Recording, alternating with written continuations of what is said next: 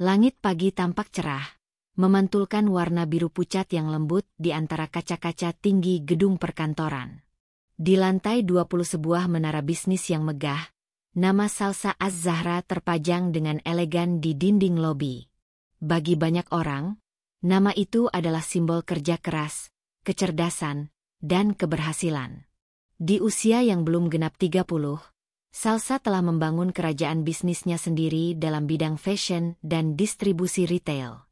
Tak ada yang menyangka bahwa perempuan yang dulunya tinggal di rumah kontrakan kecil bersama ibunya itu kini menjadi CEO dari perusahaan yang mempekerjakan lebih dari 1.000 orang. Salsa berjalan pelan melewati lorong kantor yang sunyi pagi itu. Langkahnya ringan, anggun, namun penuh keyakinan.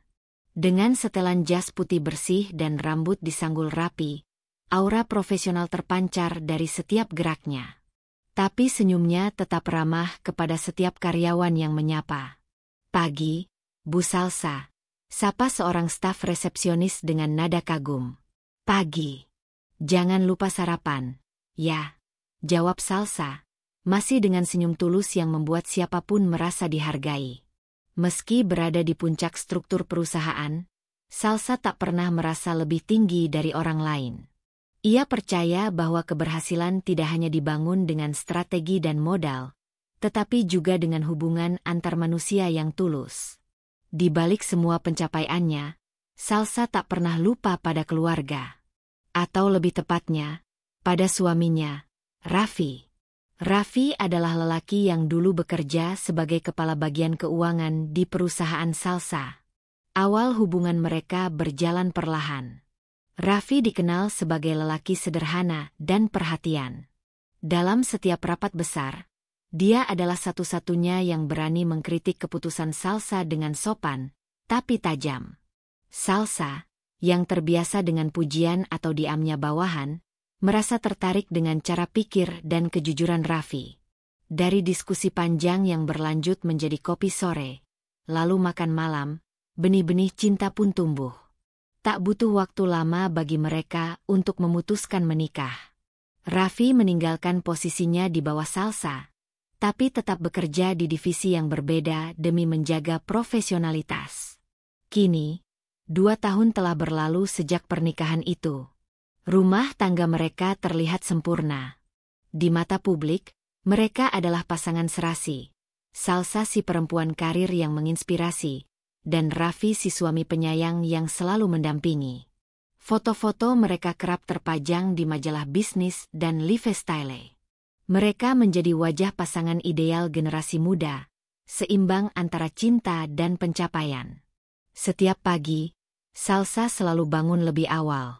Ia akan menyiapkan 2 cangkir kopi, satu untuk dirinya, hitam tanpa gula, dan satu untuk Raffi, manis dengan sedikit susu.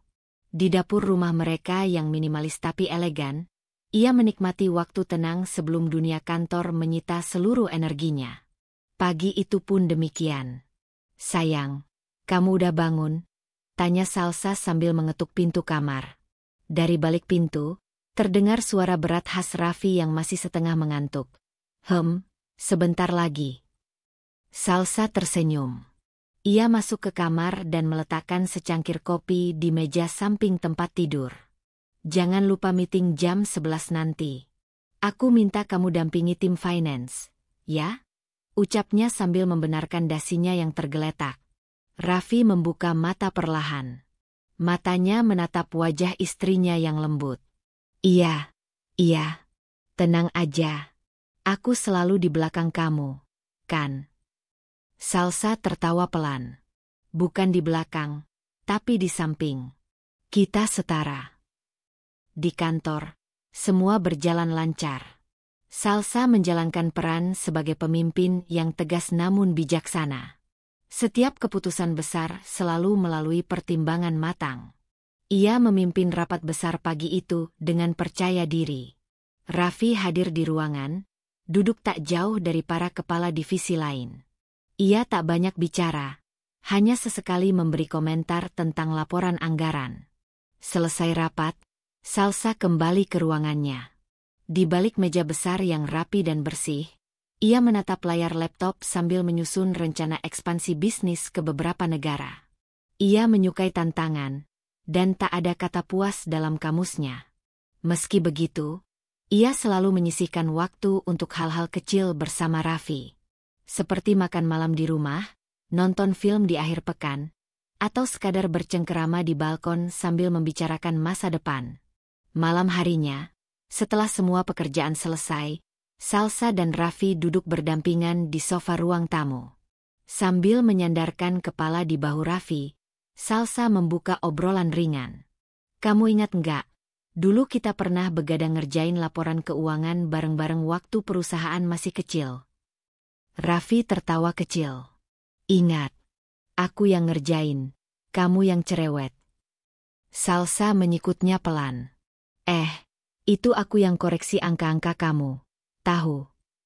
Tapi tanpa kamu, perusahaan ini nggak akan sebesar sekarang," jawab Raffi sambil menggenggam tangan istrinya.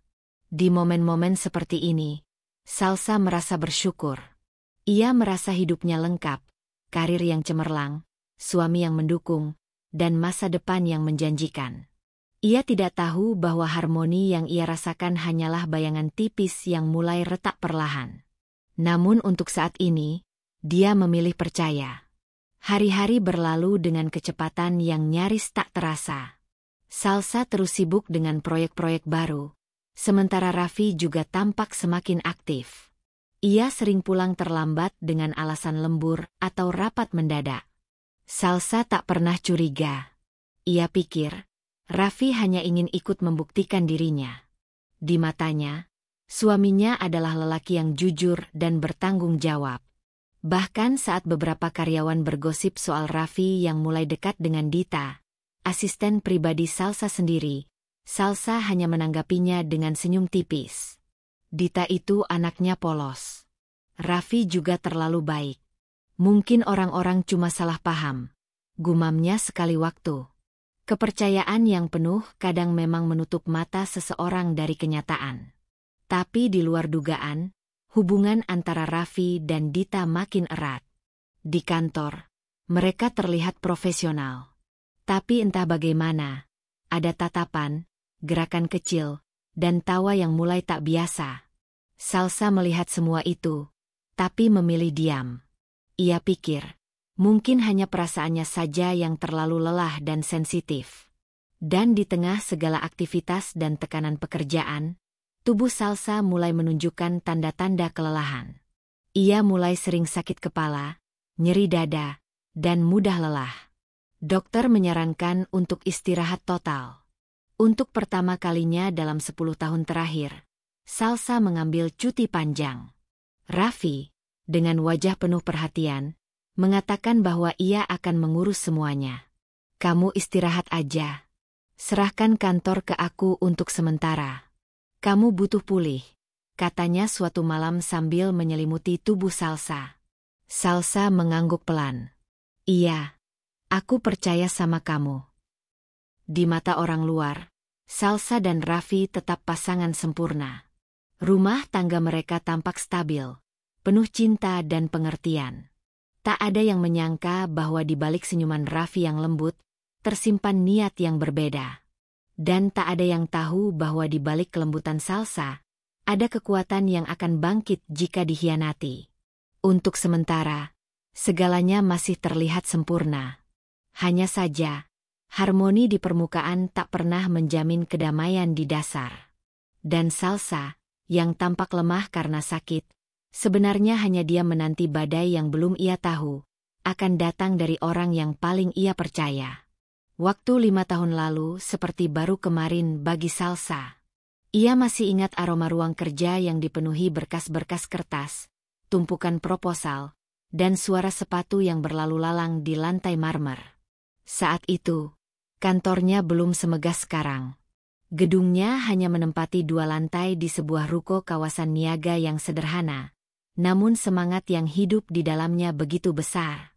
Salsa, dengan rambut panjang yang selalu diikat rapi dan penampilan yang nyaris tak pernah santai, memimpin perusahaan dari nol. Ia membangun semuanya sendiri, dari mengurus izin usaha, mencari klien, hingga memantau stok produk. Tak sedikit pegawai yang datang dan pergi. Ada yang bertahan, ada yang menyerah. Tapi Salsa terus bertahan. Meski harus pulang larut malam dengan mata lelah dan punggung pegal. Raffi datang di tahun kedua. Ia melamar sebagai staf keuangan. Waktu itu, ia hanya mengenakan kemeja polos dan celana bahan lusuh, tetapi tutur katanya rapi dan sopan. Matanya jernih, dan senyumnya menenangkan. Ia bukan kandidat dengan pengalaman paling mencolok, namun ada sesuatu dari caranya memandang dan berbicara yang membuat Salsa memutuskan untuk menerimanya. "Kenapa kamu melamar di sini?" tanya Salsa saat wawancara. "Saya ingin bekerja di tempat yang sedang tumbuh, Bu. Saya ingin tumbuh bersama perusahaan, bukan sekadar jadi pegawai yang duduk nyaman di zona aman," jawab Raffi. "Mantap." Salsa mengangguk. Dalam hati, ia tersenyum. Jawaban bagus, pikirnya. Hari-hari pertama Raffi bekerja sangat biasa. Ia datang lebih pagi dari yang lain dan pulang paling akhir. Ia jarang berbicara, tapi saat bicara, semua orang mendengar. Salsa memperhatikan hal itu, meski ia tak banyak menunjukkan. Pada suatu malam, saat sebagian besar karyawan telah pulang dan hujan turun deras di luar sana, Salsa masih duduk di mejanya. Ia tengah menelaah laporan keuangan kuartal terakhir yang terasa janggal. Angkanya tidak cocok, dan Salsa mulai curiga ada kesalahan penghitungan. Pintu ruangannya diketuk. Raffi masuk dengan ekspresi canggung. "Maaf, Bu Salsa. Saya masih di kantor karena ingin koreksi laporan. Saya baru sadar kalau ada angka yang salah masuk di sheet bagian operasional," katanya, menunjuk lembaran laporan yang sama dengan yang sedang dikerjakan Salsa. Salsa mengangkat wajah. "Kamu juga lihat ini?" Raffi mengangguk. "Saya nggak bisa tenang pulang kalau belum selesai. Boleh saya bantu, Bu?" Malam itu, untuk pertama kalinya, mereka menghabiskan waktu berdua di kantor yang senyap. Laporan itu mereka telusuri bersama. Sesekali, tawa kecil muncul saat mereka menemukan kejanggalan lucu atau kesalahan input yang konyol. "Lihat ini. Angka 150 juta, tapi satu nolnya kurang," ujar Salsa geli. "Waduh, itu berarti kita kelihatan kaya mendadak, padahal ternyata rugi," sahut Raffi, tertawa. Dari malam itu, sesuatu yang berbeda tumbuh. Salsa mulai melihat Raffi bukan hanya sebagai staf, tapi seseorang yang mampu mengimbangi pikirannya. Seseorang yang mendengarkan tanpa menghakimi, dan memberikan saran tanpa menggurui. Hari-hari berikutnya, hubungan mereka mulai berubah. Mereka mulai berbincang lebih dari sekadar pekerjaan. Di pagi hari, Raffi kerap membawa 2 gelas kopi dari kedai kecil di seberang jalan. Satu hitam pahit, satu lagi manis dengan krimer. Salsa selalu dapat yang hitam, sesuai seleranya. Ia tak pernah meminta, tapi Raffi tahu. Di sela jam makan siang, terkadang mereka duduk bersebelahan di ruang pantry, berbagi cerita masa lalu. "Saya dulu kuliah sambil kerja. Jadi staf minimarket malam hari," cerita Raffi suatu kali. "Berarti kamu tahu rasanya tidur di bangku belakang kampus," sahut Salsa, tertawa. "Pernah malah tidur di musola, Bu. Panggil aku Salsa, kalau di luar jam kerja." Raffi terdiam sejenak, lalu tersenyum kecil. "Baik, Salsa." Sejak saat itu, hubungan mereka semakin akrab. Karyawan lain mulai menyadari kedekatan mereka, meski tak ada yang berani membicarakannya terang-terangan. Salsa tak peduli. Ia merasa nyaman. Raffi adalah pelabuhan tenang di tengah badai kesibukannya. 3 bulan setelah malam itu, Raffi memberanikan diri mengajak Salsa makan malam di luar. Bukan sebagai atasan dan bawahan, tapi sebagai 2 orang dewasa yang saling mengagumi. "Aku tahu ini mungkin terdengar aneh, Salsa," ucap Raffi di meja makan yang sederhana di sebuah restoran kecil. "Tapi aku serius. Aku menyukai kamu bukan karena jabatanmu, tapi karena keteguhan kamu. Cara kamu memperjuangkan semuanya dari nol. Itu luar biasa. Salsa menatap Raffi dengan mata berkaca. Jarang ada orang yang mencintainya tanpa menyinggung kekayaannya. Ia lelah dengan lelaki yang hanya tertarik pada pencapaian dan angka di rekeningnya. Kalau kita menikah, kamu nggak takut dinilai numpang nama? Tanya Salsa. Jujur. Raffi menggeleng. Biarlah orang bicara apapun. Aku tahu siapa diriku, dan aku tahu aku ingin hidup denganmu, bukan dengan opini orang. 6 bulan setelah itu, mereka menikah. Pernikahan mereka jauh dari kata mewah. Hanya dihadiri keluarga dan teman dekat. Tanpa pesta besar atau gaun ratusan juta. Hanya sepasang cincin sederhana dan akad yang penuh haru. Salsa mengenakan kebaya putih dengan riasan minimalis. Namun ia terlihat cantik luar biasa. Raffi mengenakan setelan yang disewa. Tapi sikapnya gagah dan penuh tanggung jawab. Istriku, bisik Raffi setelah ijab kabul selesai. Matanya basah, begitu pula mata Salsa. Setelah pernikahan, Salsa menawarkan Raffi posisi lebih tinggi di perusahaannya, tapi Raffi menolak. Aku nggak mau orang bilang aku naik jabatan karena jadi suami bos, katanya. Salsa mengerti.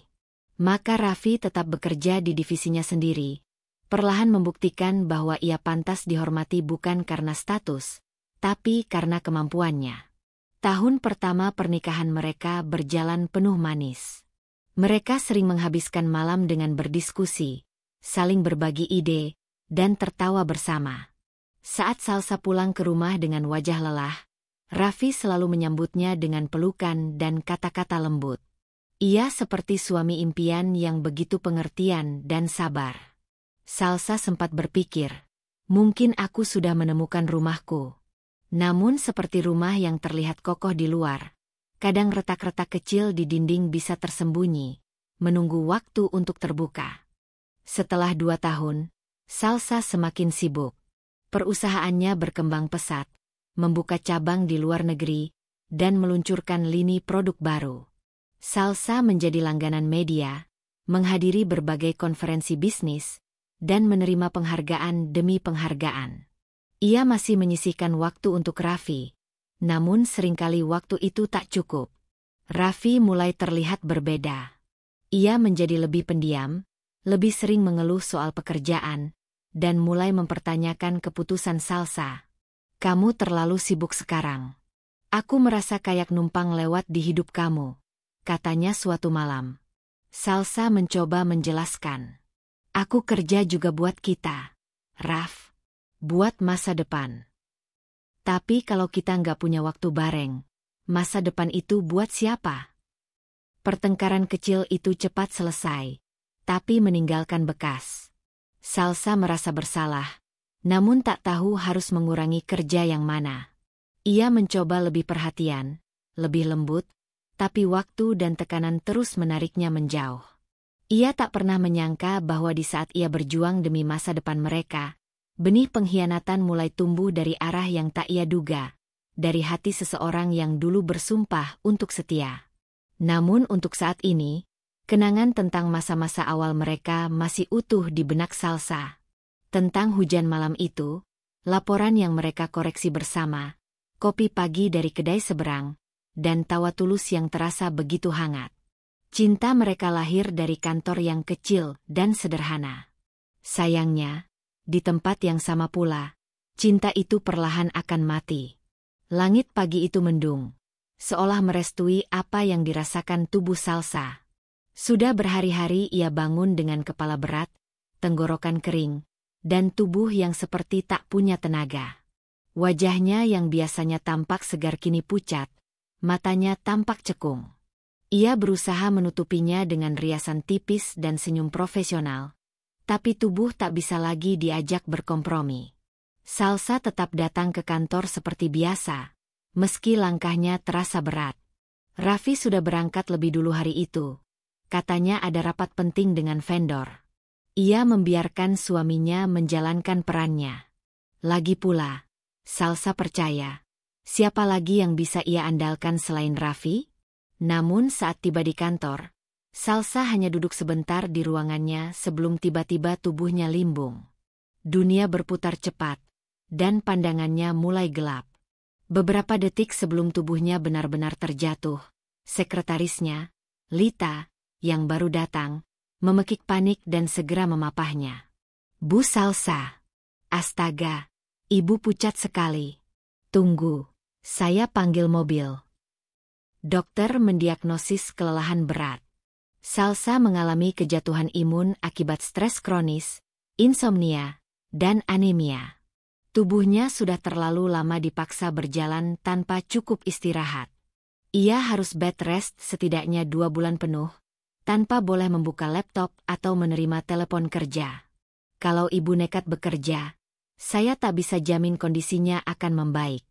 Ini bukan cuma capek biasa," ujar dokter itu tegas. Di kursi sebelah, Raffi tampak khawatir. Ia menggenggam tangan Salsa erat. "Kamu istirahat, sayang. Biar aku yang jaga semua," ucapnya pelan. Salsa menatapnya. Matanya basah. Dalam kelelahan itu, ia merasa sangat bersalah. Ia merasa mengecewakan semua orang karena harus rehat, padahal tanggung jawabnya banyak. Tapi melihat Raffi, hatinya sedikit tenang. "Aku titip kantor, Raf. Tolong bantu Lita dan tim. Kamu sudah tahu sistemnya." Raffi mengangguk dengan mantap. "Percayakan padaku. Kamu cukup sembuh dulu."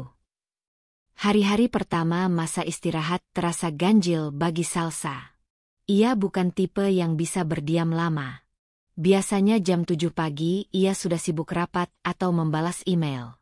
Kini, tubuhnya hanya bisa bersandar di ranjang dengan selimut dan obat-obatan. Di luar kamar, dunia tetap berputar tanpa dirinya, dan itu membuatnya cemas. Ia mencoba mengalihkan pikiran dengan membaca, mendengarkan musik, bahkan menonton ulang film favoritnya. Tapi ada yang kosong.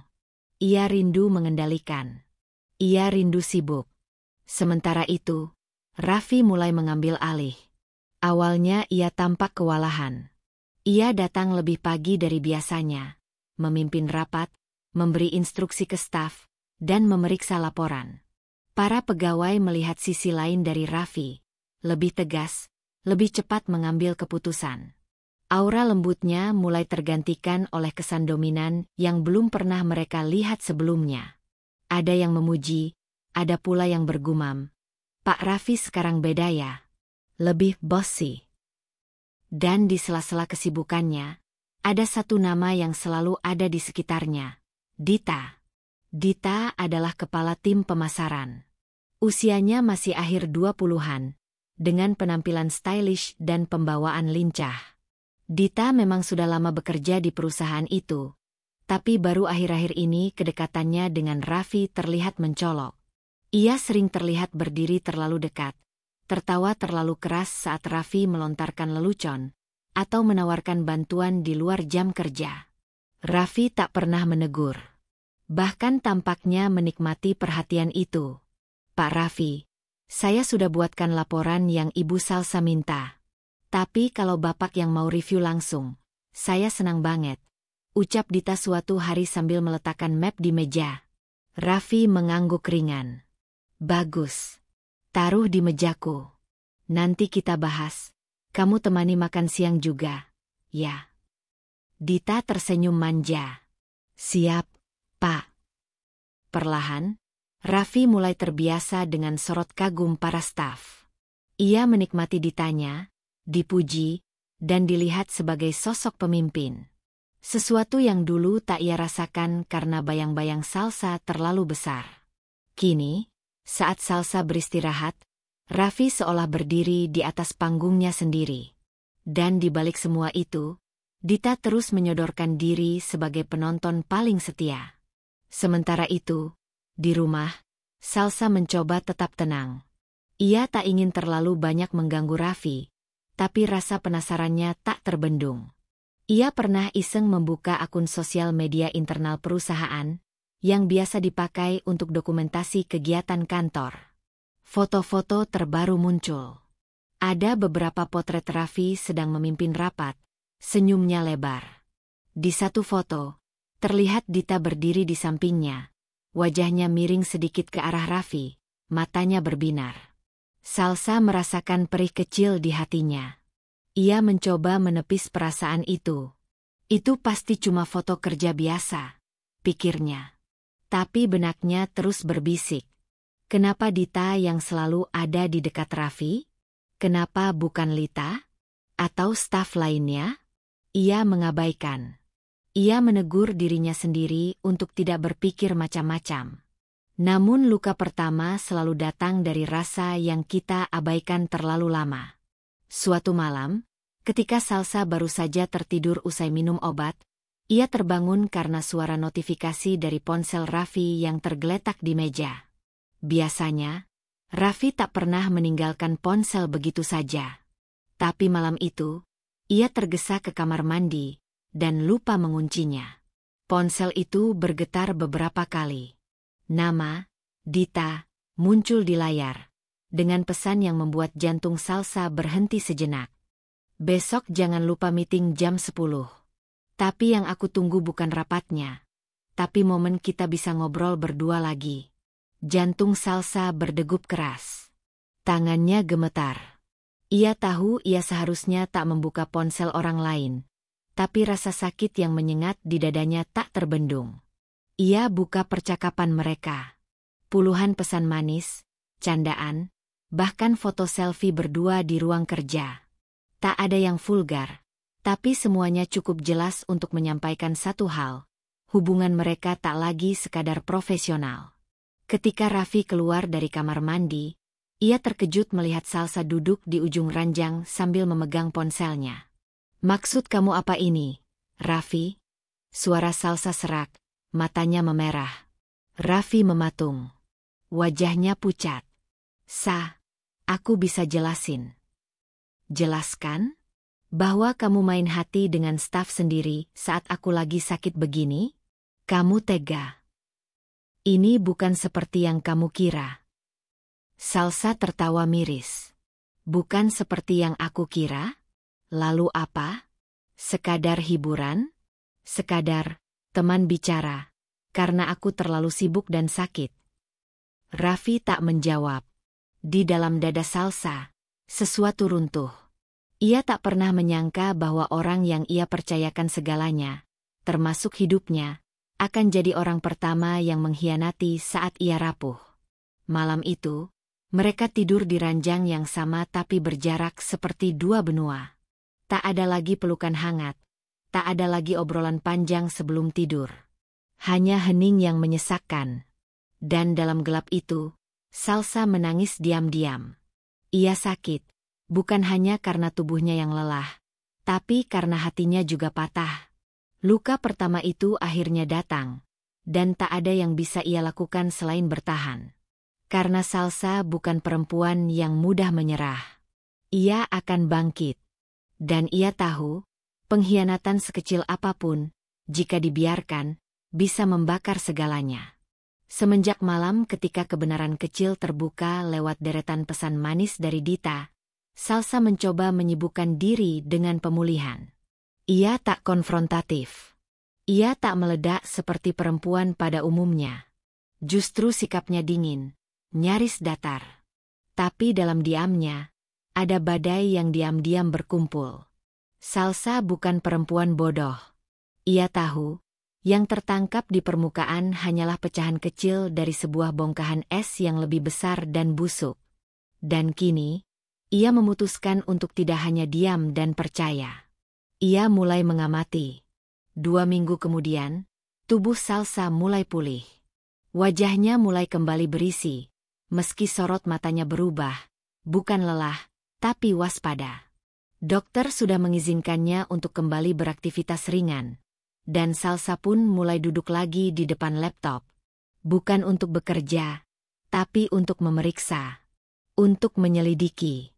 Lita, kirimkan semua laporan pengeluaran bulan ini ke email pribadiku. Dan juga, rincian perjalanan luar kota yang dilakukan oleh Raffi. Ya, pinta Salsa via telepon. Lita terdengar ragu. Maksud ibu, yang ke Swiss juga? Salsa menyipitkan mata. Ke Swiss. Oh, saya pikir ibu sudah tahu. Pak Raffi dan Bu Dita pergi ke Swiss 5 hari lalu. Katanya untuk pertemuan dengan investor dan melihat calon lokasi ekspansi cabang Eropa. Salsa diam sejenak. Tidak ada kabar apapun sebelumnya tentang rencana itu. Tidak dari Raffi, tidak dari laporan resmi perusahaan. Baik, kirimkan semuanya. Segera. Hatinya bergetar, tapi wajahnya tetap tenang. Swiss. Negara yang selama ini ingin ia kunjungi bersama Raffi sebagai bulan madu mereka yang tertunda. Dan kini dia pergi ke sana. Bukan bersamaku, tapi bersama wanita itu. Malam itu, Salsa membuka laptop dan mulai menelusuri laporan keuangan yang dikirimkan Lita. Matanya menelusuri angka demi angka. Beberapa pos terlihat mencurigakan.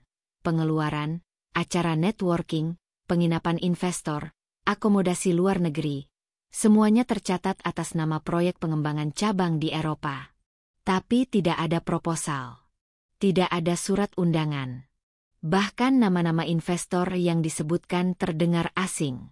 Terlalu rapi, tapi terlalu kosong. Sampai akhirnya, Salsa membuka folder lain. Laporan kartu kredit perusahaan atas nama Raffi. Satu baris mencolok perhatian.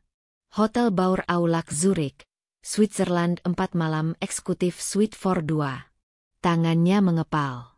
Ia menyalakan ponselnya dan membuka akun Instagram lama yang dulu dibuatnya hanya untuk memantau tren pasar. Ia mengetik nama Dita Aulia di kolom pencarian. Akun itu diatur sebagai pribadi, namun satu unggahan terbaru muncul di Instastory. Salsa menahan napas, lalu menekan ikon kecil itu. Gambar pertama hanya foto langit biru dari jendela pesawat. Captionnya ringan, "Away for business, but first, champagne." Gambar kedua membuat jantung Salsa berhenti sejenak. Potret sepasang gelas anggur di balkon hotel dengan latar belakang Danau Zurich. Di balik bayangan gelas, terlihat dua tangan menyentuh, seolah beradu jemari. Tangannya tahu betul bentuk tangan Raffi. Slide berikutnya, hanya 2 cangkir kopi di atas tempat tidur dengan caption, "Woke up to the sound of Somione Iker about breathing next to me." Salsa menutup ponsel dengan tangan gemetar. Nafasnya naik turun. Jantungnya menghantam keras dinding dadanya. Itu bukan lagi pengkhianatan. Itu penghinaan. Paginya, Salsa berdiri di depan cermin. Ia memandangi bayangannya sendiri. Perempuan yang berdiri di sana bukan lagi Salsa yang ceroboh memberikan seluruh hidupnya pada satu nama. Ia tahu, ia tak bisa lagi menunggu. Ia membuka laptop dan mulai mengetik surat. Bukan surat pengunduran diri atau gugatan cerai. Tapi surat resmi yang akan mengguncang fondasi perusahaan. Permintaan audit internal dan investigasi keuangan untuk semua transaksi dalam 2 bulan terakhir. Dengan supervisi langsung dari pemegang saham utama, yaitu dirinya. Kemudian ia menelepon Lita. Hubungi tim legal. Siapkan surat pendelegasian ulang semua akses pengeluaran dan tanda tangan perusahaan. Mulai hari ini, Raffi tak lagi punya kuasa atas dana perusahaan. Lita terdengar tercekat. Baik, Bu. Di Swiss, Raffi sedang duduk santai di sebuah kafe, menikmati udara musim semi yang segar. Dita duduk di seberangnya, mengenakan gaun tipis dan kacamata hitam, wajahnya bersinar penuh percaya diri. "Kamu yakin dia nggak akan tahu?" tanya Dita sambil menyeruput latte. Raffi tersenyum miring.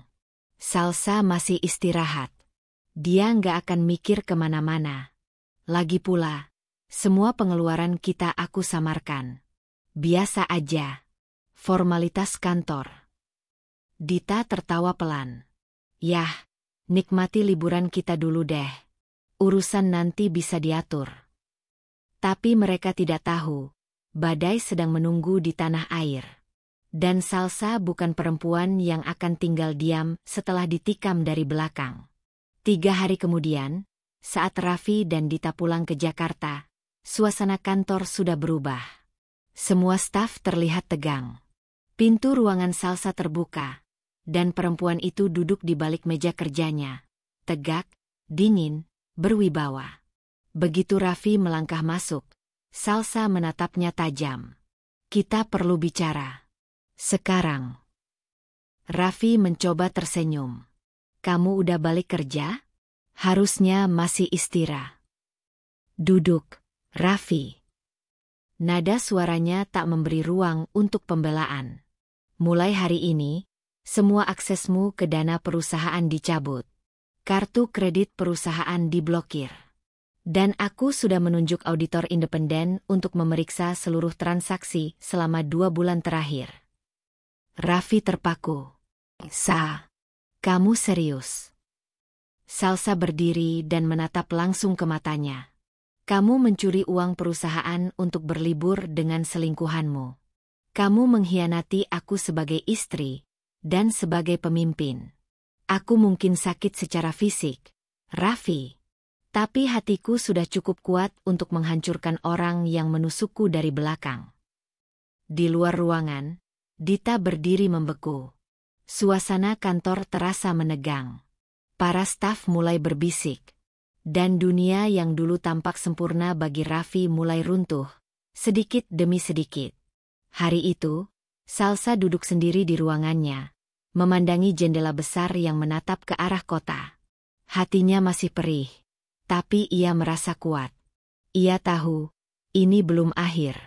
Tapi ia juga tahu satu hal. Ia tak lagi takut kehilangan orang yang tega menyakitinya saat ia lemah. Karena ia bukan lagi Salsa yang dulu. Pagi itu, sinar matahari menembus tirai jendela kamar utama di rumah megah milik Salsa dan Raffi. Aroma kayu manis dari diffuser di sudut ruangan menyebar pelan. Tapi meski suasana terlihat tenang, hati Salsa jauh dari damai. Tubuhnya mulai benar-benar pulih. Nafasnya tak lagi sesak seperti beberapa minggu lalu. Langkahnya mulai ringan, dan pikirannya justru makin tajam dari sebelumnya. Ia sudah berhenti menunggu kata maaf dari orang yang mengkhianatinya. Yang ia tunggu sekarang hanyalah waktu yang tepat untuk mengeksekusi balasannya. Sejak konfrontasi dingin di kantor, Raffi menjadi gelisah. Tapi ia tidak tahu betapa dalam luka yang ditinggalkannya pada Salsa. Ia mengira Salsa hanya marah sesaat. Ia terlalu percaya diri bahwa posisinya masih aman, baik di rumah maupun di perusahaan. Yang tidak ia sadari adalah Salsa yang sekarang, bukan lagi Salsa yang jatuh cinta padanya dulu. Ini Salsa yang lahir dari luka. Dan seorang perempuan yang disakiti bukan hanya bisa menangis, tapi bisa menghancurkan dengan elegan. Setelah mengunci ruangan kerja pribadinya, Salsa membuka laptop. Ia mulai menelusuri semua aset perusahaan, lalu berpindah ke aset pribadinya. Properti, saham, deposito, bahkan koleksi barang antik. Semuanya ia catat, ia amankan, dan beberapa ia pindahkan ke rekening pribadi terpisah. Ia menghubungi pengacaranya secara diam-diam. "Saya ingin memisahkan seluruh aset saya dari suami saya." Tanpa membuatnya tahu. "Ini belum perceraian. Tapi saya ingin semuanya aman lebih dulu." "Bisa. Akan butuh waktu 1 minggu untuk mengatur trust dan pemindahan nama pada beberapa properti. Kami juga bisa bantu menyamarkan prosesnya agar tidak menimbulkan kecurigaan," jawab sang pengacara di seberang. Salsa mengangguk pelan. "Saya tunggu kabar pastinya." Setelah menutup telepon, ia menyandarkan tubuh di kursi. Pandangannya menerawang.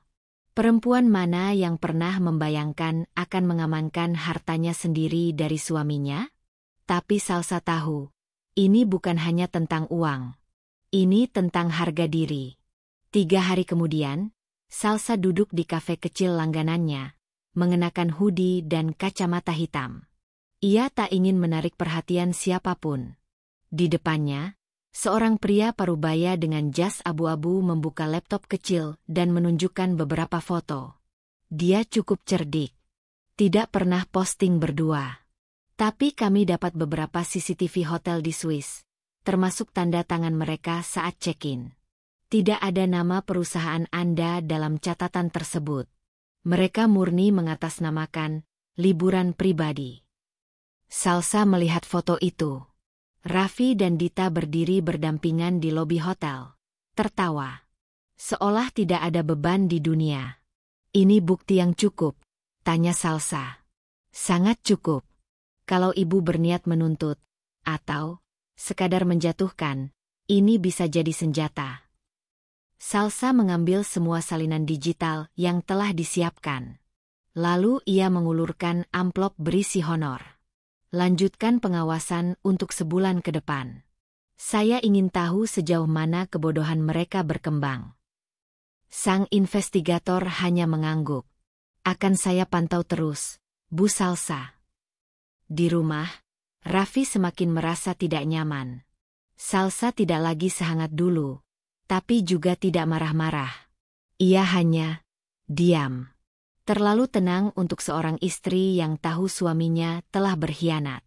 Dan itu justru yang membuat Raffi takut. Sayang, panggil Raffi suatu malam saat mereka makan malam. Salsa hanya menoleh sekilas. Ada apa? Cuma, kamu nggak apa-apa kan? Aku tahu kamu sempat marah soal liburan itu, tapi aku udah siap jelasin semua. Salsa meletakkan sendoknya. Lalu menatap Raffi lurus-lurus. Sudah terlalu banyak penjelasan dalam hidup ini, Raffi. Yang aku butuhkan sekarang bukan kata-kata, tapi waktu. Untuk mencerna semua. Raffi diam. Dalam hatinya, ada kegelisahan yang makin kuat. Sementara itu, di balik layar, Salsa mulai menarik satu persatu jabatan Raffi di perusahaan. Ia tidak langsung memecat. Tidak langsung menjatuhkan, tapi memotong perlahan. Seperti mengupas kulit bawang, lapis demi lapis, hingga tak ada yang tersisa. Seminggu kemudian, rapat direksi besar digelar. Di ruang konferensi utama, semua pemegang saham hadir.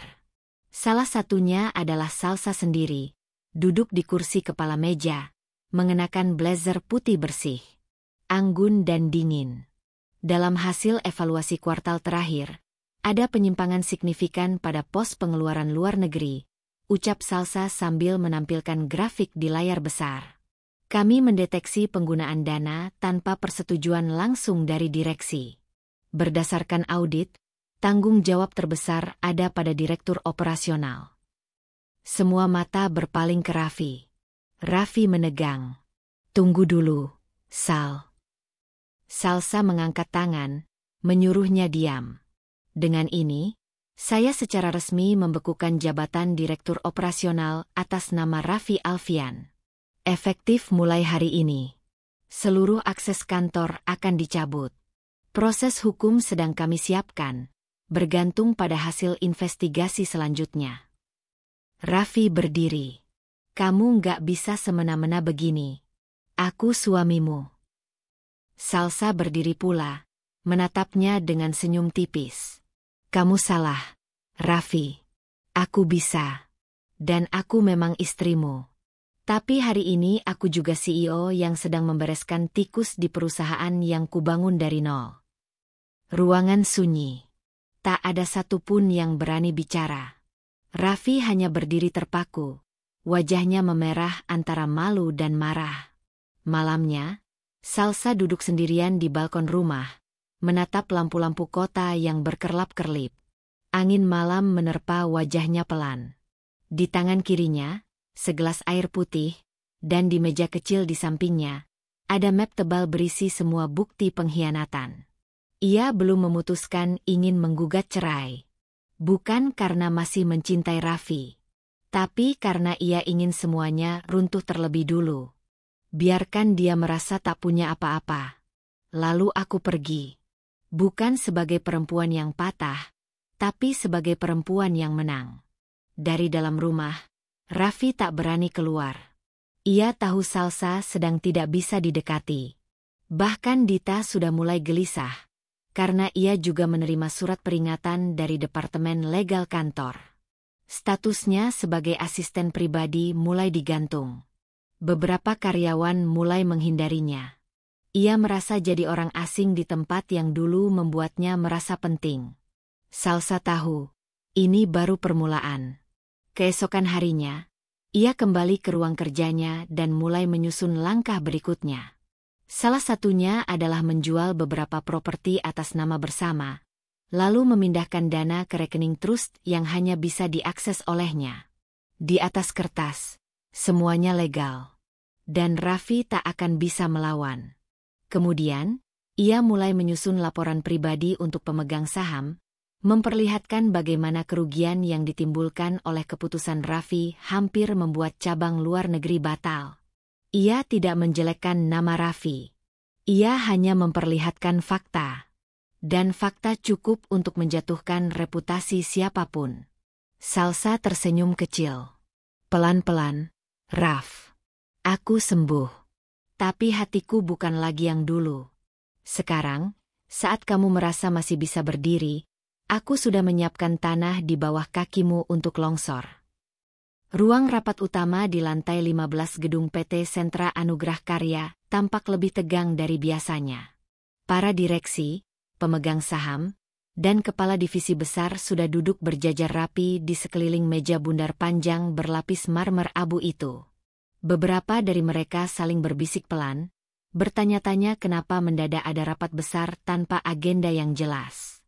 Namun satu hal yang pasti, ketika Salsa masuk ke ruangan itu, dengan setelan hitam polos dan ekspresi yang tak bisa dibaca, semua tatapan langsung tertuju padanya. Tak ada sapa, tak ada basa-basi. Hanya bunyi sepatu hak tinggi yang memantul di lantai mengilap dan gesekan berkas di tangan kirinya. Raffi sudah duduk di kursinya, tampak gelisah.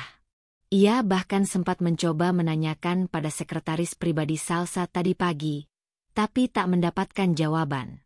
Di sampingnya, Dita pun tampak menunduk, wajahnya pucat dan tangannya gemetar. Salsa duduk di kursi tengah. Seorang asisten menutup pintu rapat dari dalam. Setelah mengambil napas singkat, Salsa membuka pertemuan dengan suara tenang namun berisi. Terima kasih atas kehadiran rekan-rekan semua pagi ini. Rapat ini bukan rapat bulanan, bukan juga sekadar update kinerja. Ini rapat penyelamatan. Beberapa kepala mulai mengerutkan dahi. Ada yang menoleh satu sama lain. Dalam 2 bulan terakhir, saya menemukan ketidakwajaran dalam laporan keuangan cabang luar negeri, khususnya pada transaksi yang berkaitan dengan perjalanan bisnis ke Swiss. Raffi langsung tegang. Ia melirik Dita, dan Dita membalas dengan tatapan panik. Salsa melanjutkan sambil membuka berkas. Ia menggeser tumpukan kertas ke arah para direksi. Di dalam berkas ini, saya lampirkan hasil audit internal, bukti transaksi pribadi yang dimasukkan dalam anggaran perusahaan, serta rekaman dan foto aktivitas 2 karyawan kami selama di luar negeri, yang ternyata tidak ada kaitannya sama sekali dengan urusan bisnis. Salah satu direktur keuangan membuka halaman demi halaman dokumen itu. Pandangannya langsung berubah serius. Ini, tanda tangan Raffi, bisiknya, nyaris tak terdengar. Bukan hanya itu, ucap Salsa, tenangnya menusuk. Kami juga mendapatkan rekaman CCTV hotel, bukti pemesanan spa couple, serta beberapa foto dari akun sosial media yang sempat tersembunyi. Semua menunjukkan bahwa perjalanan itu bukan urusan kerja, tapi liburan pribadi antara 2 orang yang seharusnya bersikap profesional. Sebuah keheningan menggantung. Seperti ada udara yang mendadak menghilang dari ruangan. Salsa berdiri, berjalan pelan ke layar proyektor. Ia menampilkan cuplikan rekaman video yang telah diedit secukupnya. Cukup jelas memperlihatkan Raffi dan Dita berjalan berdua di lobi hotel mewah, tertawa, bercanda, saling bersentuhan ringan. Raffi mematung. Wajahnya merah padam. Dita menunduk dalam, tak berani menatap siapapun. Salsa. Raffi berusaha bicara, tapi suaranya parau. Kamu menyewa investigator. Salsa menoleh pelan, mata tajamnya menusuk langsung ke jantung suaminya. Aku menyelidiki, karena yang seharusnya bisa aku percaya, justru menusukku dari belakang. Bukan hanya sebagai istri, tapi juga sebagai pemilik perusahaan ini. Kamu pikir pengkhianatanmu tidak akan ketahuan hanya karena kamu pandai menyembunyikan senyum palsu? Suara Salsa masih tenang. Tapi justru itulah yang membuat semua orang di ruangan itu merasa ngeri. Ia menoleh ke arah seluruh hadirin. Saya tidak ingin perusahaan ini dikotori oleh tindakan amoral, apalagi yang sampai merugikan keuangan internal. Oleh karena itu, per hari ini, saya menyatakan pemutusan hubungan kerja secara tidak hormat kepada dua individu, Raffi Alfian, Direktur Operasional, dan Dita Handayani, Asisten Eksekutif. Kertas surat pemecatan dibagikan oleh tim legal yang ternyata sudah bersiap di luar ruangan sejak awal. Keputusan ini final. Tidak bisa digugat. Raffi berdiri dari kursinya, membanting telapak tangannya ke meja. Kamu gila. Kamu tega memecat aku? Suamimu sendiri. Salsa hanya menatapnya dengan sorot datar. Kau bukan suamiku ketika kau memilih tidur dengan asistennya. Kau bukan partnerku ketika kau memilih menyalahgunakan uang perusahaan untuk membiayai hubungan kotormu. Kau bukan siapa-siapa ketika kau mulai melukai harga diriku. Suaranya tak meninggi, tapi kerasnya membelah udara. Dita mulai menangis pelan. Ia berusaha berbicara, namun tak satu kata pun keluar dari mulutnya. Bahkan para staf wanita di ruangan itu menatapnya dengan jijik yang tak bisa ditutupi. Raffi mengangkat tangannya, seolah ingin memohon, atau mungkin marah. Tapi tak ada satupun yang memihaknya hari itu. Keamanan akan mengawal kalian keluar dari gedung ini setelah rapat selesai, lanjut Salsa. Pintu terbuka. Dua orang staf keamanan masuk dengan tenang, berdiri di dekat pintu, menunggu aba-aba. Raffi menggertakkan gigi. Ia tahu, segala argumen dan permainan kata-kata tak akan bisa menyelamatkannya sekarang. Ia kalah. Sementara Salsa hanya mengambil duduk kembali, menyesap air mineral dari botol kecil di depannya. Ia bahkan tak lagi menoleh ke arah Raffi. Baginya, semua ini hanyalah administrasi terakhir dari sebuah luka panjang yang telah ia rawat sendirian. Rapat berakhir dengan sunyi. Satu persatu hadirin keluar tanpa berani berkata apapun pada Raffi dan Dita.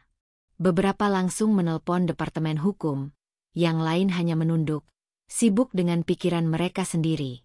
1 jam setelah rapat, Salsa duduk di ruang kerjanya, memandangi jendela besar yang menghadap kota. Tangannya terlipat di pangkuan, dan pandangannya jauh menembus awan.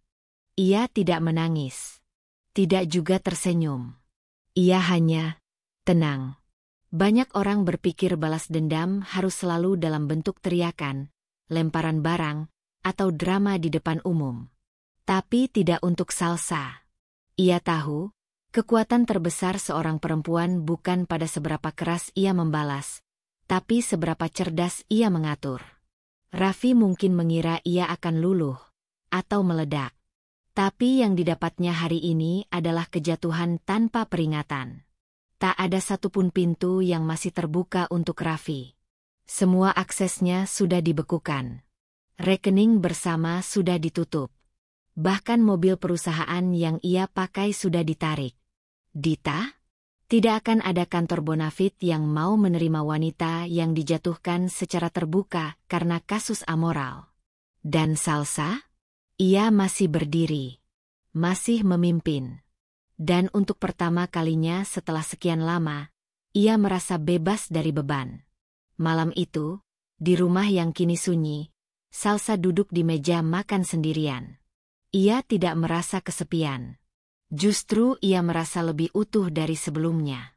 Tidak ada lagi kepura-puraan. Tidak ada lagi wajah yang harus ia ramah-ramahi padahal sedang menghancurkannya pelan-pelan. Ia mengangkat gelas air putihnya tinggi, lalu berbisik lirih pada dirinya sendiri. Untuk diriku, yang pernah jatuh. Tapi hari ini, aku berdiri, tanpa perlu menoleh lagi ke belakang. Salsa duduk tegak di ruang kerjanya yang megah. Tatapannya terfokus pada layar laptop yang menampilkan dokumen-dokumen hukum.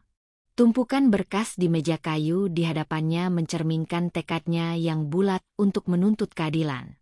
Setelah melalui perjalanan panjang yang penuh emosi, akhirnya Salsa menemukan cara terbaik untuk menuntaskan rasa sakit dan kekecewaannya. Ia tidak lagi ingin terjebak dalam pertanyaan dan perasaan yang merusak. Ini adalah langkah pertama untuk benar-benar membebaskan dirinya. Raffi dan Dita mungkin telah mengira bahwa Salsa akan hanya diam dan menerima pengkhianatan mereka. Namun, Salsa bukan perempuan yang akan terjebak dalam air mata atau dendam yang tidak terarah. Salsa tahu, untuk menyelesaikan ini, ia harus melibatkan hukum dan pengadilan. Tidak ada jalan lain. Salsa mengangkat teleponnya dan menekan nomor pengacara terbaik yang ada di daftar kontaknya. Pak Fikri, kita akan lanjutkan kasus ini. Saya ingin mengajukan gugatan penggelapan dana terhadap Raffi Alfian dan Dita Handayani. Mereka harus bertanggung jawab atas apa yang telah mereka lakukan, katanya dengan suara tegas, penuh keyakinan. Pakar hukum di sisi lain telepon itu mengangguk meski tak terlihat. Tentu, Nona Salsa. Kami sudah mempersiapkan dokumen untuk menggugat mereka. Semua bukti yang Anda serahkan sudah lebih dari cukup untuk membuktikan pelanggaran mereka. Salsa menutup telepon itu dan kembali menatap layar laptop. Ia merasa sebuah rasa tenang yang belum pernah ia rasakan sebelumnya. Semua pengkhianatan yang ia alami bukan hanya merobek hatinya, tetapi juga merusak segala yang telah dibangunnya.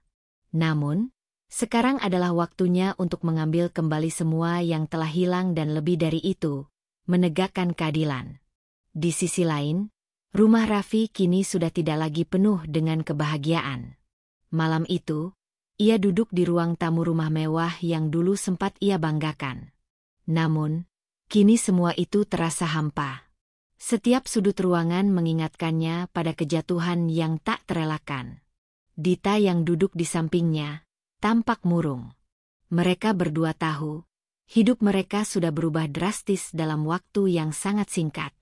Raffi, kita benar-benar akan kehilangan semuanya, kan? Suara Dita terdengar lemah, penuh ketakutan. Raffi hanya bisa menghela napas panjang, matanya kosong. Ia tidak tahu lagi apa yang harus dilakukan. Aku tidak tahu, Dita. Semua ini terasa begitu cepat. Aku pikir kita masih punya waktu. Tapi Salsa lebih pintar dari yang aku kira.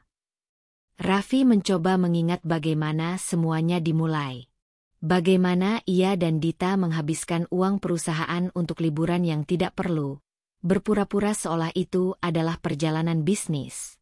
Semua berawal dari kebohongan kecil yang lambat laun semakin membesar. Dan kini, mereka terjebak dalam jaring-jaring kesalahan yang mereka sendiri buat. Tapi yang lebih menyakitkan, Raffi tahu bahwa Salsa sudah memiliki segalanya untuk menjatuhkannya. Dan, dengan sikap tenang dan cerdas yang dimilikinya, Salsa tidak akan berhenti sampai keadilan ditegakkan. Aku sudah menghubungi pengacara, kata Dita dengan nada cemas. Mereka bilang, kita bisa dituntut. Semua aset yang kita pakai untuk liburan itu, semua berasal dari dana perusahaan. Kita bahkan bisa dipenjara kalau terbukti bersalah. Raffi menatap Dita dengan penuh keputusasaan. Kita sudah terjebak, Dita. Semua sudah selesai. Aku sudah kehilangan semuanya. Hari-hari setelah pengumuman Salsa mengenai pemecatan Raffi dan Dita dari perusahaan, situasi semakin memburuk. Salsa tidak hanya menggugat mereka di pengadilan untuk penggelapan dana, tetapi juga menggugat Dita secara profesional dengan tuduhan penyalahgunaan wewenang di dalam perusahaan. Semua dokumen dan bukti yang dimilikinya telah diserahkan kepada pihak berwajib, dan proses hukum pun dimulai. Dita yang sebelumnya yakin bahwa ia bisa terus memanfaatkan pengaruh dan kedekatannya dengan Raffi, kini harus menghadapi kenyataan pahit bahwa dirinya tidak hanya kehilangan pekerjaan, tetapi juga reputasi yang telah ia bangun. Semua tawaran pekerjaan yang datang pun terpaksa dibatalkan, karena para kolega Salsa di dunia bisnis kini tahu siapa dirinya yang sesungguhnya. Sementara itu, Raffi tak pernah berhenti berusaha menghubungi Salsa. Namun, setiap kali ia mencoba, yang ia dapatkan hanyalah jawaban yang dingin dari asisten Salsa yang menyatakan bahwa segala komunikasi dengan Salsa harus melalui pengacaranya. Raffi tidak tahu harus bagaimana lagi. Rumah yang dulu ia sewa dengan kebanggaan kini terasa kosong dan terancam disita. Mobil yang selama ini ia gunakan juga sudah ditarik, dengan alasan bahwa itu adalah aset perusahaan yang digunakan tanpa izin. Aset yang digunakan untuk liburan ke Swiss, yang mereka anggap sebagai hak mereka, kini harus dikembalikan. Semua karena Salsa tahu bagaimana cara mengamankan semuanya dengan rapi. Tidak ada celah untuk mereka melarikan diri. Salsa, dengan pengalamannya dalam bisnis, telah menutup semua pintu yang bisa mereka gunakan untuk melarikan diri dari tanggung jawab. Mereka tidak hanya kehilangan pekerjaan, tapi juga kehilangan segala-galanya. Di ruang sidang, suasana penuh ketegangan. Salsa duduk di kursi penggugat, dengan pengacara yang menemani di sisi kanan dan kiri. Di hadapannya, Raffi dan Dita duduk dengan wajah pucat, mencoba menjaga ekspresi, meskipun dalam hati mereka jelas merasakan ketakutan yang mendalam. Semua mata tertuju pada mereka, menanti keputusan akhir dari sidang yang akan menentukan nasib mereka. Salsa berdiri, dengan sikap tegas, siap memberikan kesaksian terakhir. Ia membuka map dan mengeluarkan bukti-bukti yang disiapkan oleh tim hukum. Dengan bukti-bukti yang ada, saya menggugat Raffi Alfian atas penggelapan dana perusahaan serta penyalahgunaan wewenang, serta Dita Handayani atas tindakannya yang merugikan perusahaan dan merusak reputasi perusahaan kami. Suara Salsa tegas, namun penuh dengan rasa percaya diri. Semua bukti telah disiapkan dengan rinci. Tidak ada lagi tempat untuk pelarian. Raffi dan Dita saling berpandang, namun mereka tahu bahwa mereka sudah tidak punya kesempatan lagi. Seluruh hidup mereka, yang dibangun dengan kebohongan, kini runtuh satu persatu di hadapan hukum. Tak lama setelah itu, hakim memberikan keputusan. Berdasarkan bukti yang diajukan, kedua terdakwa terbukti bersalah dalam kasus penggelapan dana perusahaan dan penyalahgunaan wewenang.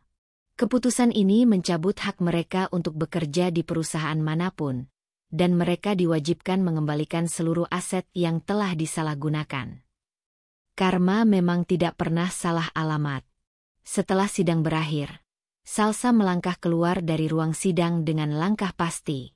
Ia tahu, hari-hari sulit sudah ia lalui, dan kini waktunya untuk meraih kembali segalanya yang sempat hilang. Hidupnya kini miliknya sepenuhnya. Tidak ada lagi pengkhianatan, tidak ada lagi rasa sakit. Salsa telah menemukan kekuatan dalam dirinya, dan kini, ia siap untuk memulai babak baru dalam hidupnya. Tanpa Raffi, tanpa Dita, dan tanpa siapapun yang menghalanginya. Salsa duduk di ruang kerjanya yang terang, menyandarkan punggungnya pada kursi kulit hitam yang nyaman. Jendela besar di belakangnya menghadap ke langit biru, memberikan pemandangan kota yang sibuk, namun hatinya terasa sepi. Semua yang telah terjadi, semua pengkhianatan yang pernah ia rasakan, kini perlahan terkubur di bawah tumpukan kesuksesan yang ia bangun. Ia tidak lagi membutuhkan siapapun untuk menyempurnakan hidupnya. Salsa tahu betul bahwa meski dunia seakan berbalik melawan dirinya, ia memiliki kekuatan untuk bangkit lebih tinggi. Namun, terkadang perasaan itu datang lagi, kerinduan akan masa lalu yang telah dihancurkan oleh orang yang pernah begitu dekat. Raffi, pria yang dulu ia cintai, kini kembali muncul di hadapannya dengan permintaan maaf yang hampir tidak dikenali. Raffi, yang kini telah terjatuh dan terhina, datang dengan wajah lelah, seolah mencari penebusan atas semua kesalahan yang ia lakukan. Hari itu, Salsa sedang duduk di ruang kerjanya, menyelesaikan beberapa laporan bisnis. Ketika ia mendengar suara ketukan di pintu, ia tidak langsung mengangkat wajahnya. Namun, ketukan itu semakin terdengar, disertai suara lembut dari luar. "Salsa, bisakah kita bicara sebentar?" Suara Raffi terdengar terputus-putus, penuh ketegangan. Salsa terdiam sejenak. Ia bisa merasakan adanya perubahan dalam suara Raffi. Ada sesuatu yang berbeda. Rasa penasaran pun menggugahnya. Ia menghela napas panjang dan mengangkat pandangannya, mengizinkan Raffi masuk ke dalam. Raffi masuk perlahan, tampak lebih kurus dan lusuh dibandingkan terakhir kali mereka bertemu. Matanya tampak sembab, seolah ia telah menanggung banyak beban. Salsa menatapnya, namun wajahnya tetap datar. Tidak ada tanda-tanda emosi yang terlihat. "Kenapa kamu datang kemari?" tanya Salsa. Suara datarnya memecah keheningan. Raffi menghela napas, seolah ia berjuang melawan kegelisahan yang merasuki dirinya. "Salsa, aku tahu aku sudah banyak salah. Aku sudah hianati kamu, dan aku tidak tahu harus mulai dari mana untuk meminta maaf. Semua yang terjadi, aku menyesal." Salsa menatapnya tanpa mengungkapkan apapun. Ia sudah mendengar cukup banyak kata-kata seperti itu sebelumnya. Kata-kata penuh penyesalan yang terlambat datang. Raffi tidak tahu bahwa penyesalan tidak pernah bisa menghapus luka yang telah ditorehkan. "Raffi," suara Salsa tegas, "aku tidak tahu lagi bagaimana harus menjelaskan apa yang terjadi. Semua yang kamu lakukan, itu mengubah segalanya. Kamu sudah membuat pilihanmu sendiri. Dan aku sudah memilih jalanku." Raffi terdiam, matanya menunjukkan tanda ketakutan yang mendalam. "Tapi, Salsa, aku benar-benar menyesal. Aku tahu aku sudah menghancurkan segalanya. Tapi aku masih mencintaimu. Aku ingin memperbaiki semuanya, kalau kamu beri aku kesempatan." Salsa tertawa kecil, meski rasa sakit itu kembali mencuat dalam dadanya. "Raffi, kamu pikir dengan kata-kata itu, kamu bisa kembali ke hidupku? Semua yang kamu lakukan, kamu pikir bisa hanya dengan meminta maaf dan berharap semuanya kembali seperti dulu? Tidak, Raffi. Aku sudah cukup. Aku sudah menghapusmu dari hidupku." Raffi menundukkan kepalanya, tampak terpuruk. Ia tidak pernah menyangka bahwa pada akhirnya, ia akan berada di titik ini. Salsa tidak menginginkannya lagi. Salsa yang dulu begitu penuh cinta, kini sudah berubah. Namun, yang lebih menyakitkan, ia tahu bahwa ia telah kehilangan kesempatan terakhir untuk menebus segala kesalahannya. Di sisi lain, Dita juga merasakan kehancuran yang tak terelakkan. Setelah kehilangan pekerjaan dan terjerat dalam gugatan yang diajukan oleh Salsa, hidupnya tidak hanya hancur di dunia profesional, tetapi juga dalam kehidupannya yang pribadi. Dita merasa seolah seluruh dunia menjauh darinya. Dengan semua hutang yang ia timbun selama bekerja sama dengan Raffi, ia tidak tahu bagaimana cara untuk bertahan. Raffi yang dulu selalu menjadi pelindungnya, kini seolah menghilang begitu saja. Ia terjatuh dalam kesendiriannya. Tidak ada lagi kemewahan, tidak ada lagi kebebasan finansial yang ia nikmati sebelumnya. Semua itu telah hilang, bersama dengan Raffi yang tampak semakin menjauh. Dita berjalan perlahan menuju apartemen kecil yang sekarang ia sewa.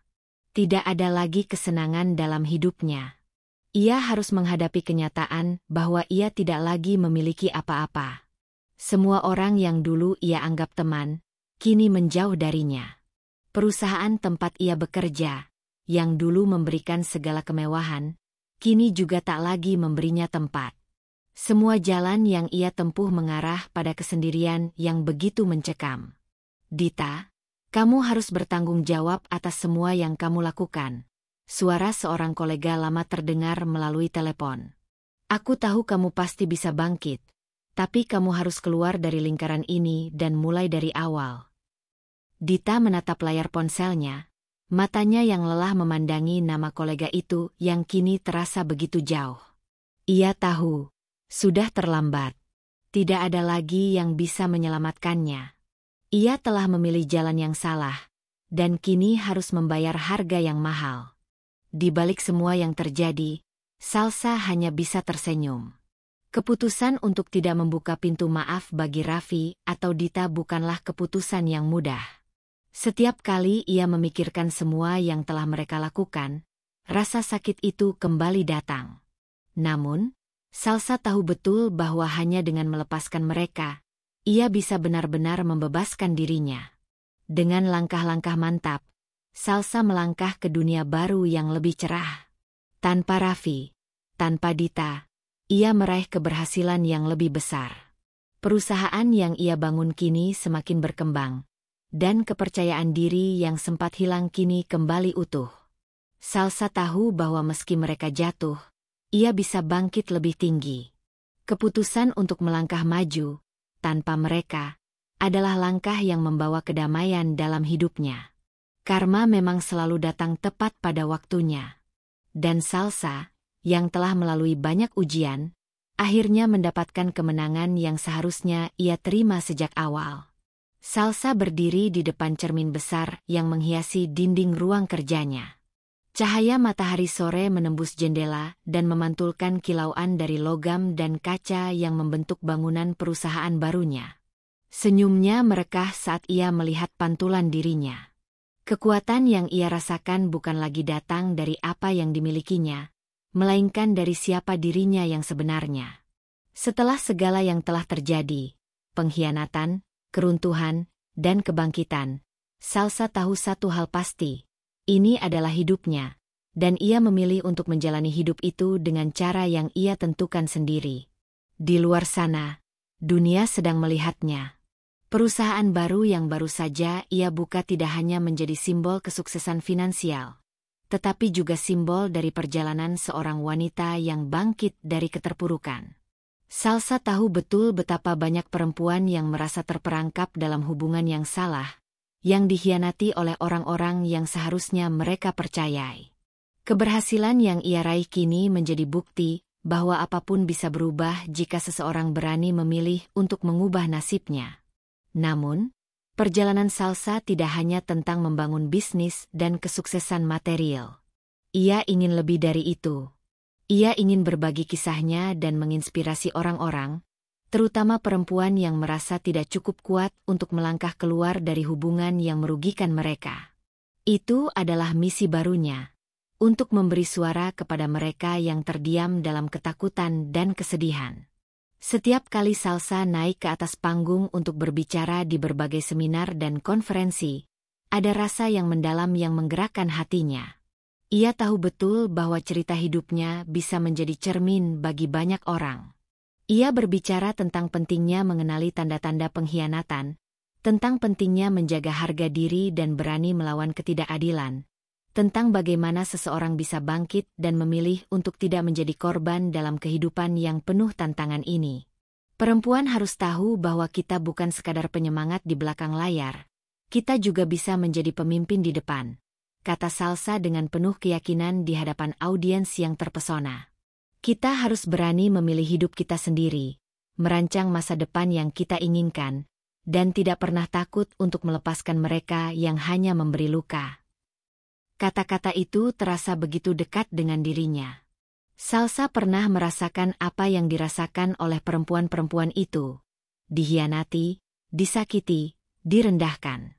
Namun, kini dia berbicara bukan hanya untuk dirinya sendiri, tetapi untuk mereka semua. Semua perempuan yang memiliki mimpi, yang ingin berjuang untuk kebahagiaan mereka, yang ingin menjadi kuat dan mandiri. Salsa melihat senyum di wajah-wajah perempuan di depannya. Beberapa dari mereka bahkan menangis, terinspirasi oleh kisahnya. Salsa tahu bahwa apapun yang telah ia lalui tidak akan sia-sia. Setiap tetes air mata yang ia keluarkan, setiap malam tanpa tidur yang ia habiskan untuk bekerja keras, semua itu kini menjadi sumber kekuatan yang tidak hanya untuk dirinya, tetapi juga untuk orang lain. Selain karirnya yang semakin cemerlang, Salsa juga mulai membuka ruang untuk dirinya sendiri. Ia tidak lagi terjebak dalam bayang-bayang masa lalu yang kelam. Meskipun hubungan dengan Raffi telah berakhir dengan begitu dramatis, Salsa tidak pernah menutup hatinya sepenuhnya dari kemungkinan cinta yang baru.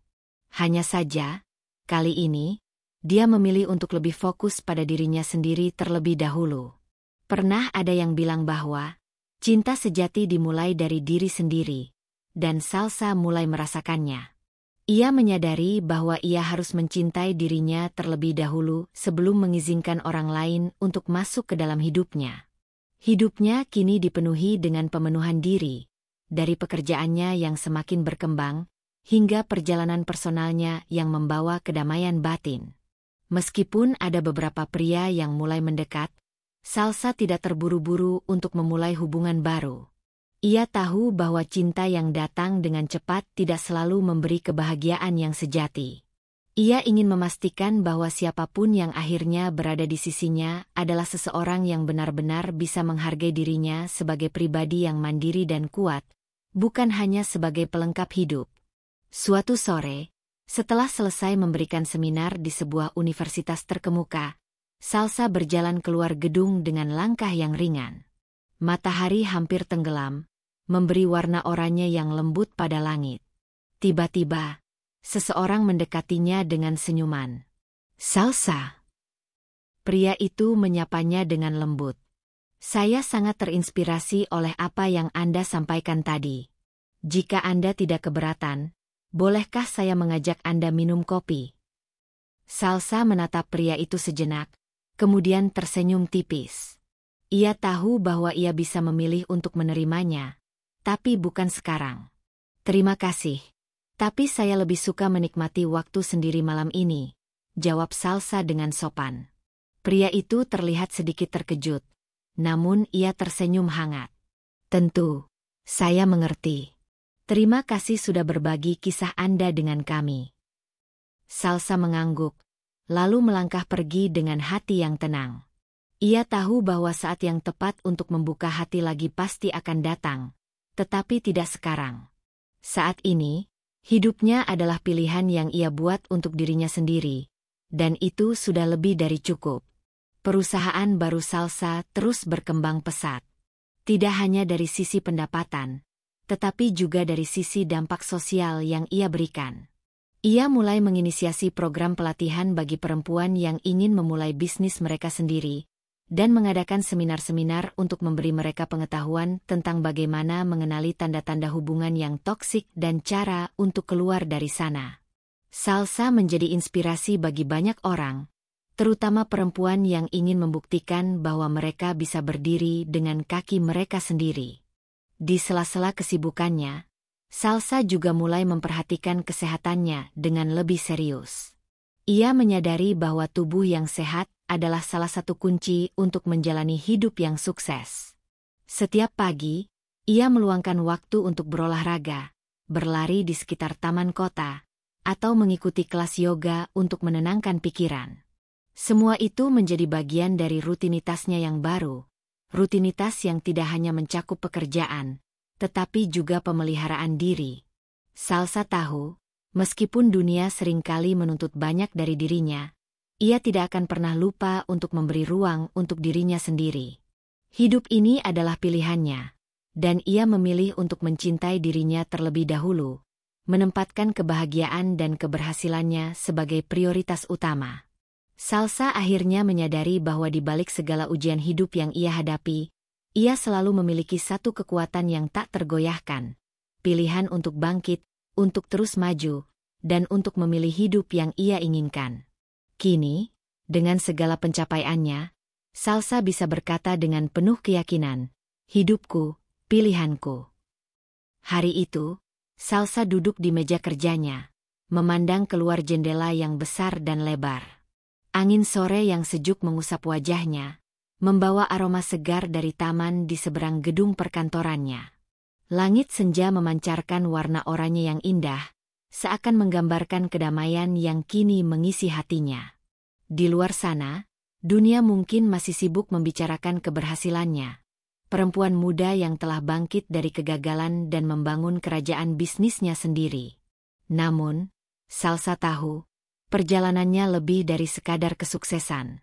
Ini adalah tentang pengampunan, tentang melepaskan yang telah berlalu dan menerima kenyataan dengan lapang dada. Perlahan, ia memutar kursinya dan menatap cermin besar yang ada di dinding. Refleksi dirinya kembali terlihat, namun kali ini, bukan hanya perempuan yang kuat dan mandiri yang ia lihat. Ia melihat seseorang yang telah melampaui segala rintangan yang diberikan hidup padanya. Seseorang yang tidak membiarkan dirinya terhanyut dalam kebencian dan rasa sakit, tetapi memilih untuk terus maju, meninggalkan masa lalu yang kelam. Di meja itu, ada beberapa surat yang belum dibuka. Salah satunya adalah surat dari Raffi. Sudah beberapa kali Raffi mencoba menghubunginya, meminta maaf, berharap bisa kembali. Namun, Salsa tidak pernah merespons. Ia tidak merasa perlu membuka lembaran yang sudah lama tertutup. Salsa tahu, apa yang telah terjadi dalam hidupnya dengan Raffi dan Dita bukanlah sebuah kejadian yang bisa dianggap remeh. Tapi di balik semua itu, ia memilih untuk tidak membiarkan kebencian menguasai dirinya. Tindakan yang ia ambil, memecat mereka, menarik kembali semua yang telah mereka ambil, bukan untuk membalas dendam. Bukan untuk membuat mereka menderita. Itu adalah keputusan yang ia ambil untuk mengembalikan keseimbangan, untuk menghentikan siklus pemanfaatan hidup orang lain. Aku tidak miskinkan mereka karena dendam, kata Salsa pada dirinya sendiri, suaranya tenang dan penuh ketegasan. Aku hanya kembalikan mereka ke tempat asal mereka sebelum memanfaatkan hidupku. Tentu saja, banyak orang yang mungkin mengira ia bertindak dengan hati yang penuh amarah. Mereka mungkin melihat Salsa sebagai perempuan yang hanya ingin menghancurkan Raffi dan Dita, tetapi kenyataannya, ia tidak pernah merasa puas dengan melihat orang lain menderita. Ia hanya ingin mereka memahami bahwa hidup bukanlah permainan yang bisa dimainkan dengan seenaknya, terutama jika mereka melibatkan perasaan dan hidup orang lain dalam permainan tersebut. Salsa tahu bahwa dari semua kejadian yang telah ia hadapi, ia telah belajar banyak hal. Tidak hanya tentang dunia bisnis, tetapi juga tentang diri sendiri. Ia belajar bahwa kekuatan sejati tidak datang dari balas dendam atau keinginan untuk membuat orang lain menderita. Kekuatannya datang dari kemampuan untuk melepaskan, untuk tidak terjebak dalam kebencian yang hanya akan menghancurkan dirinya sendiri. Dengan langkah yang tenang, Salsa membuka surat dari Raffi yang tergeletak di meja. Ia membaca dengan seksama kata-kata permintaan maaf yang tertulis di dalamnya. Tanpa ada rasa emosi, Salsa hanya menghela napas dan merobek surat itu. Bukan karena ia ingin menunjukkan rasa sakit atau kebencian, tetapi karena ia tahu bahwa surat itu sudah tidak berarti lagi. Raffi tidak lagi memiliki tempat dalam hidupnya, dan ia sudah memaafkan semuanya. Memaafkan karena ia tahu bahwa ia tidak perlu lagi membawa beban itu dalam perjalanan hidupnya. Malam itu, Salsa berdiri di balkon apartemennya yang mewah. Kota di bawahnya terhampar indah dengan gemerlap lampu yang membiasakan diri untuk hidup dalam kebisingan dan hiruk-pikuk. Namun, bagi Salsa, ketenangan jauh lebih berharga daripada gemerlap itu. Ia merasa bebas. Dan itu adalah kebebasan yang telah ia perjuangkan dengan seluruh hati dan jiwa. Malam yang sunyi ini memberi ruang bagi Salsa untuk merenung. Ia tidak pernah mengira akan berada di titik ini. Dulu, saat ia merintis usaha dari nol, ia hanya berfokus pada tujuan dan impiannya. Ia ingin sukses, ingin membuktikan bahwa dirinya bisa lebih dari sekadar peran sebagai istri atau perempuan yang hanya menunggu hidup berjalan. Namun, hidup membawanya ke jalan yang lebih panjang. Jalan yang penuh dengan ujian, pengkhianatan, dan luka. Namun, Salsa juga tahu bahwa dari luka itu, ia tumbuh. Ia menjadi lebih kuat, lebih bijaksana. Dan yang terpenting, ia belajar untuk memaafkan dirinya sendiri dan orang-orang yang telah membuatnya jatuh. Karena hidup, bagi Salsa, bukan tentang siapa yang bisa memukul lebih keras, tetapi siapa yang mampu bangkit setelah jatuh dan melangkah lebih jauh dengan penuh keyakinan. Ini bukan tentang balas dendam, Salsa berkata pada dirinya sendiri, Suara hatinya kini lebih damai. Ini tentang memberi pelajaran dan mengambil kembali kendali atas hidupku. Dengan senyum tipis di wajahnya, Salsa merasakan rasa kemenangan yang tidak terucapkan. Bukan karena dia berhasil menghancurkan orang lain, tetapi karena dia telah menemukan kekuatan dalam dirinya sendiri untuk menyudahi segalanya dengan elegan. Ia memilih untuk melanjutkan hidupnya dengan cara yang baru, dengan keyakinan yang tak tergoyahkan. Salsa menatap langit malam yang penuh bintang, dan dalam hatinya, ia berbisik, "Aku memilih untuk melangkah maju, dan tidak ada yang bisa menghentikanku sekarang." Salsa telah menyelesaikan babak kehidupannya yang penuh cobaan. Ia tidak membalas dendam, ia hanya menyudahi cerita yang sudah tidak lagi membawa kebahagiaan baginya.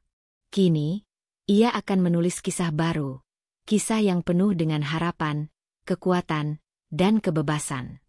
Dengan senyum kemenangan yang tulus, Salsa melangkah ke depan, tanpa ragu, tanpa menoleh ke belakang. Hidup ini memang penuh dengan cobaan dan kadang kita harus menghadapi pengkhianatan dari orang yang kita percayai.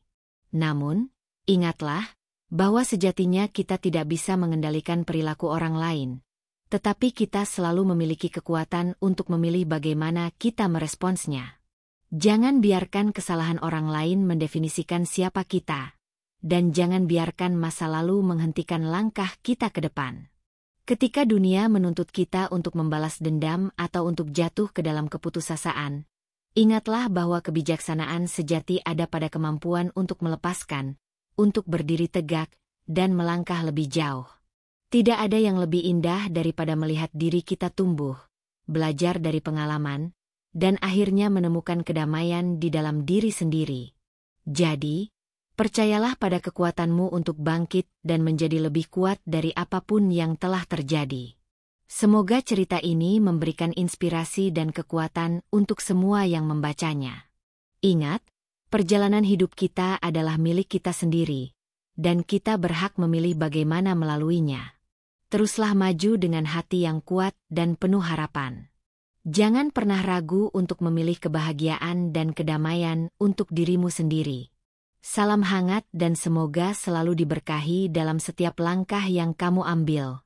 Sampai jumpa pada kisah-kisah yang lebih indah dan penuh makna.